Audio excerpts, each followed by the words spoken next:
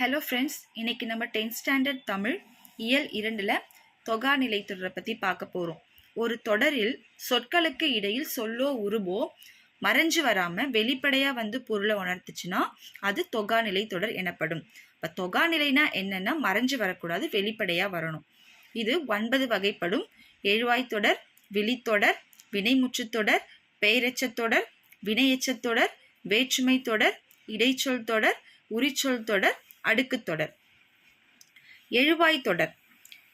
ஒரு sentence எழுவாயில் start ஆகணும். பெயர், வினை, வினா இதை கொண்டு முடியணும். எழுவாய்னா நம்ம இங்கிலீஷில் சப்ஜெக்ட் சொல்லுவோம். ஒரு செயலை யார் செய்கிறாங்களோ அவங்க தான் எழுவாய். இங்கே இனியன், காவிரி, பேருந்து இதெல்லாம் சென்டென்ஸோட ஸ்டார்டிங்கில் வந்ததுனால இது எழுவாய். இது எதை கொண்டு முடியுதுன்னா, இனியன் கவிஞன்.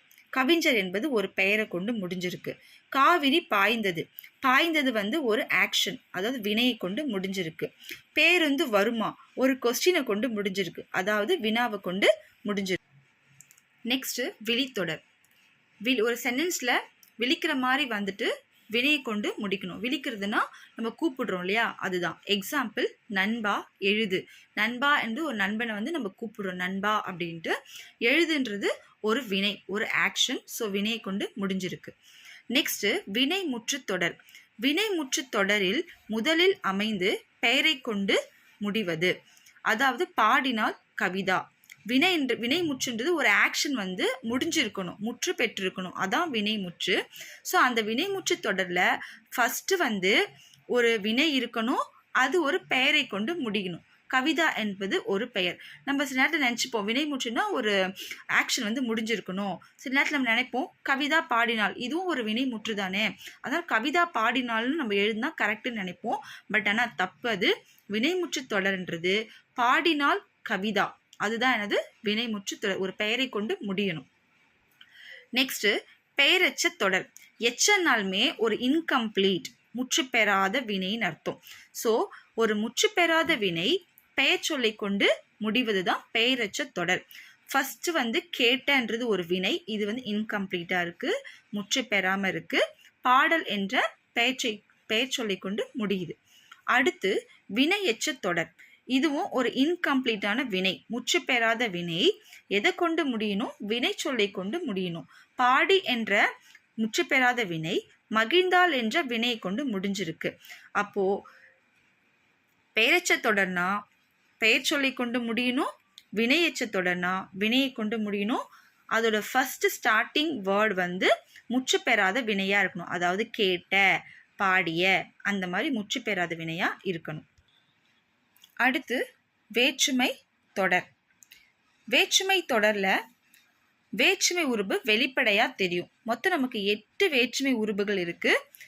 முதல் வேற்றுமை, இரண்டாம் வேற்றுமை, மூன்றாம் வேற்றுமை, 4, 5, 6, 7, 8 மொத்தம் 8 வேற்றுமை இருக்குது.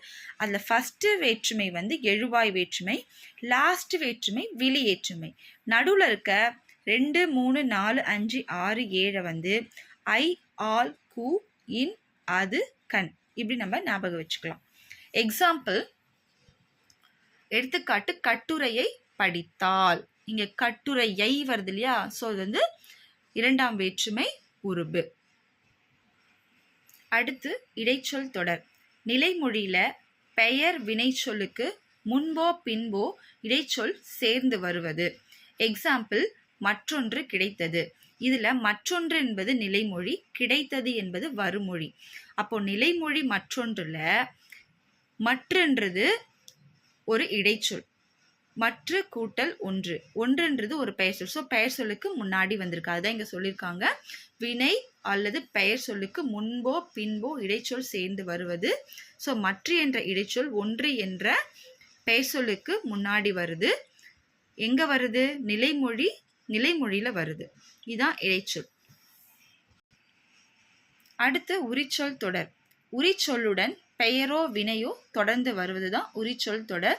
இந்த உரிச்சொல்னா எதுனா சால, உரு, தவ, நனி. எக்ஸாம்பிள், சால சிறந்தது. ஸோ சால என்ற உரிச்சொல்லை தொடர்ந்து பொருள் கொடுக்கறதுனால இது உரிச்சொல் தொடர். நெக்ஸ்ட் அடுக்கு தொடர். ஒரு சொல் 2 அல்லது 3 முறை அடுக்கி வருவது அடுக்கு தொடர் எனப்படும். ஒரே வேர்டு வந்து கண்டினியூவா 2 அல்லது 3 முறை கண்டினியூவா வருது. எக்ஸாம்பிள் வருக வருக வருக. ஒன்றுக்கு மேற்பட்ட எச்சங்கள் தொடர்ந்து பெயரை கொண்டு முடியும். நான் ஆல்ரெடி சொன்னேன் இல்லையா, எச்சனானது இன்கம்ப்ளீட் வேர்டு. ஸோ ஒன்றுக்கு மேற்பட்ட எச்சங்கள், இப்போ வேண்டிய, கூடிய, தக்க, வல்ல, இதெல்லாம் வந்து முற்றுப்பெறாத வினை எச்சங்கள் சொல்லலாம். இது வந்து 1 வரல, 2 3 சேர்ந்து வருது. கேட்க 1, வேண்டிய 1. அப்போ கேட்க வேண்டிய இது 2 எச்சங்கள் பாடலை கொண்டு முடிஞ்சு. பாடல்றது இங்கே என்னது? பெயர்ச்சொல். அப்போ கேட்க வேண்டிய பாடங்கள், பாடல். அப்போ 2 எச்சங்களோட கண்டினியூஸா என்ன வந்திருக்கு? பெயர் வந்திருக்கு. இதுதான் என்னது? கூட்டுநிலை பெயரெச்சங்கள். கண்டினியூ எச்சங்கள் வந்து பெயர்ச்சொல் வந்தா கூட்டுநிலை பெயரெச்சங்கள். Thank you friends.